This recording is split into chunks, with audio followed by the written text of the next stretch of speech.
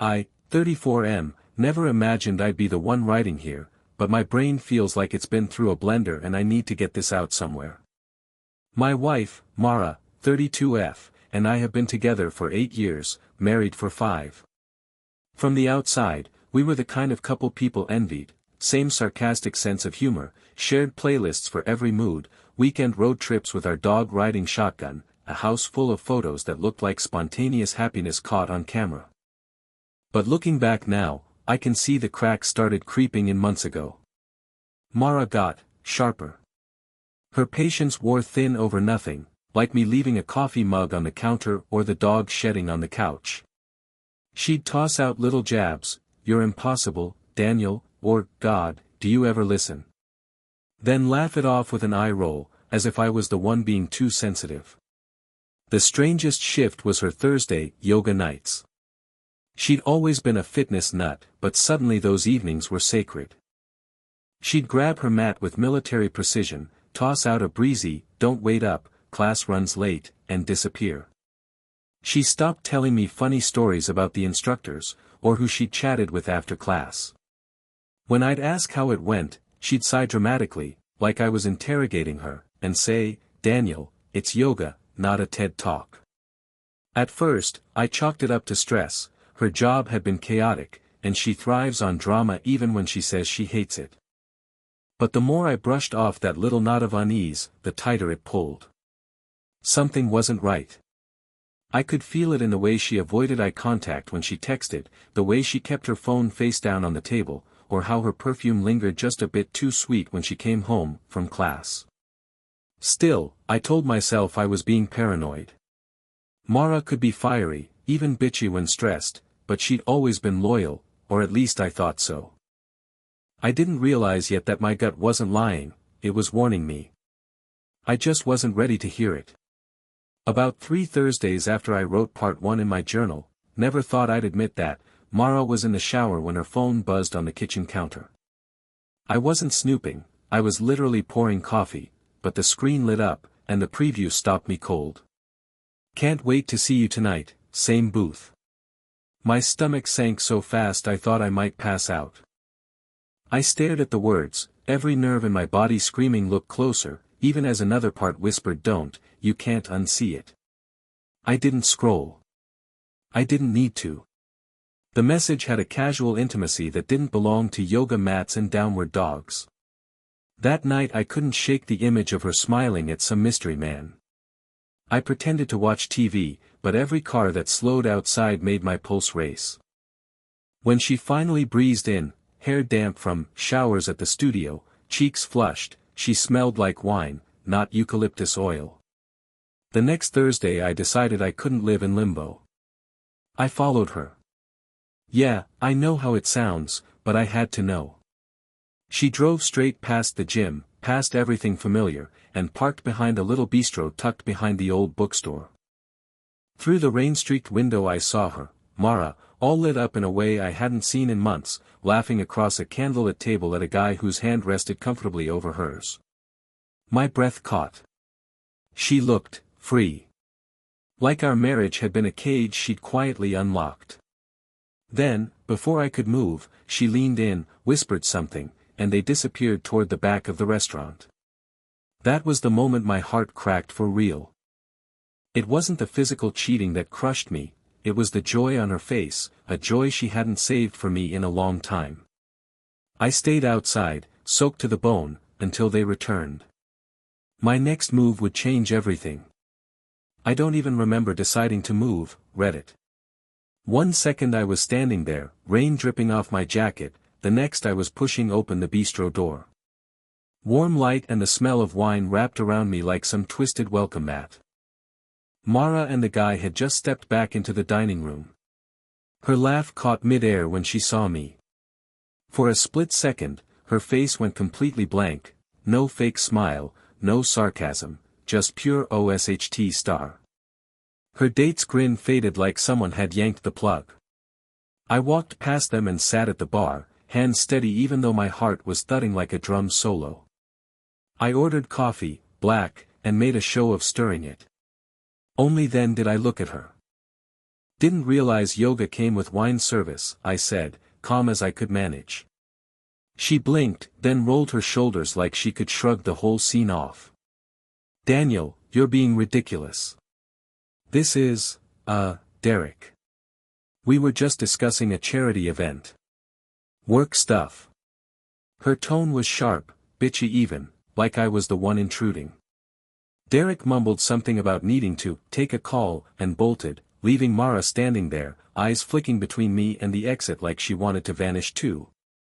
I gestured to the chair across from me. Sit. She sighed dramatically, tossed her hair back, and slid onto the seat. You're seriously stalking me now? God, you're unbelievable. That stung more than I expected. No apology, no explanation, just attack mode. I kept my voice low. Yoga, huh? Same booth every Thursday. She bit her lip, then launched into a story so tangled it was almost impressive, something about stress relief, Derek being a mentor, me overreacting because I never support her hobbies. It was a blur of half-truths and outright lies. I just listened, letting the silence stretch between her sentences until she started to squirm. Deep down I knew the script: deny, deflect, blame. But I wasn't sure yet if I wanted to blow everything up or see how far she'd dig the hole herself. If part 3 was a bomb going off, this was the smoke after. Mara sat there across from me, arms folded like I'd dragged her into an ambush. Her perfume, warm, sharp, nothing like eucalyptus, made my stomach churn. You're making this so dramatic, she snapped.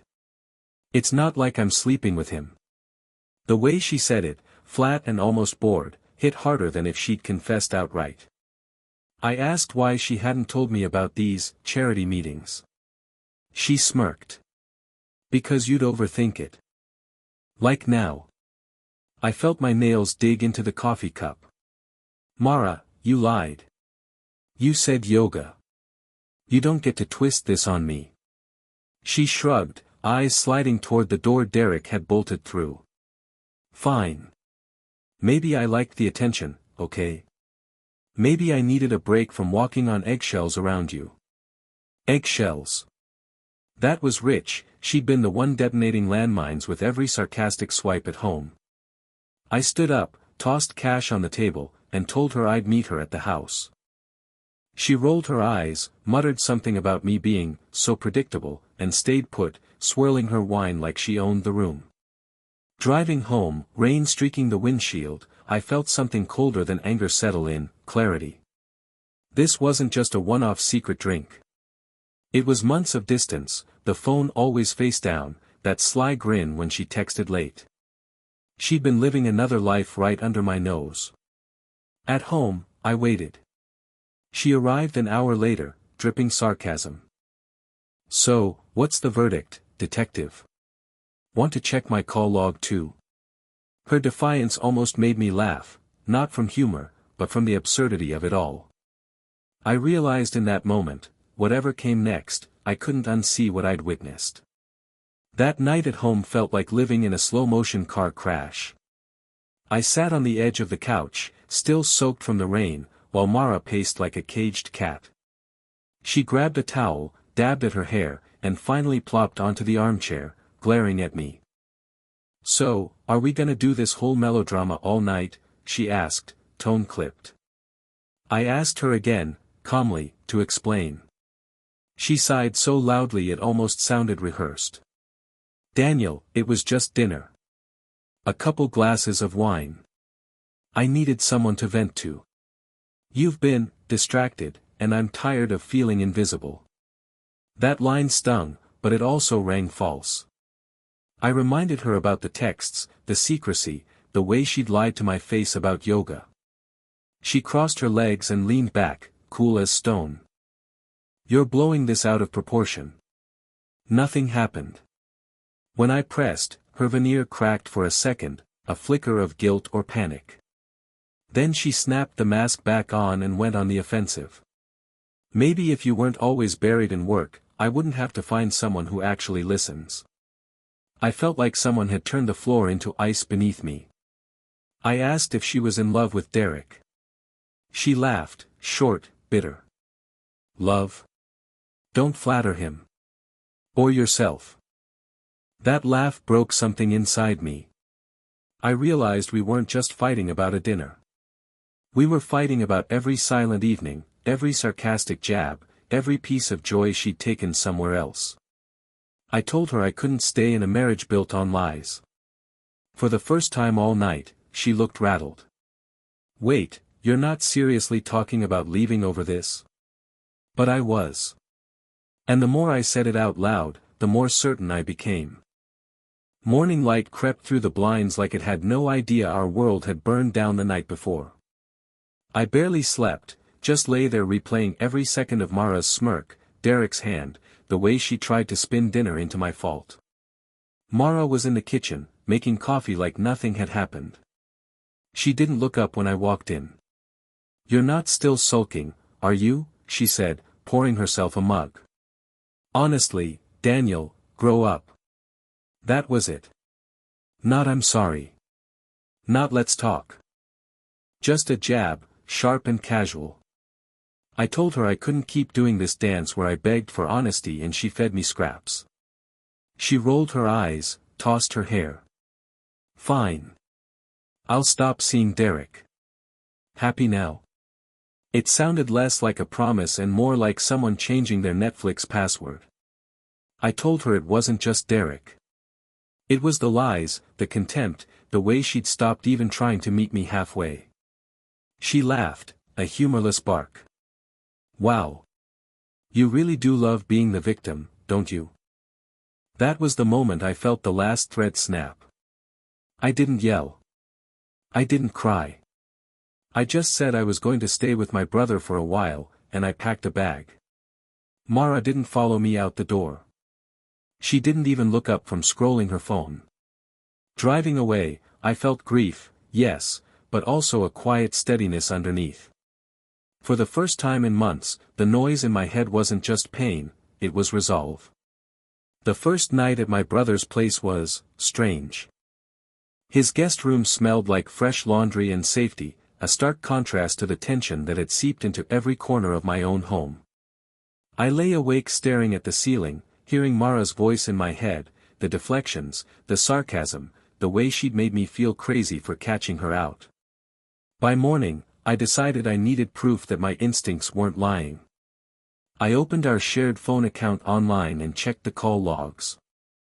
There it was, Derek's number, like a neon sign, scattered across weeks of Thursdays, and a few Tuesdays I hadn't even noticed. Long calls. Late calls.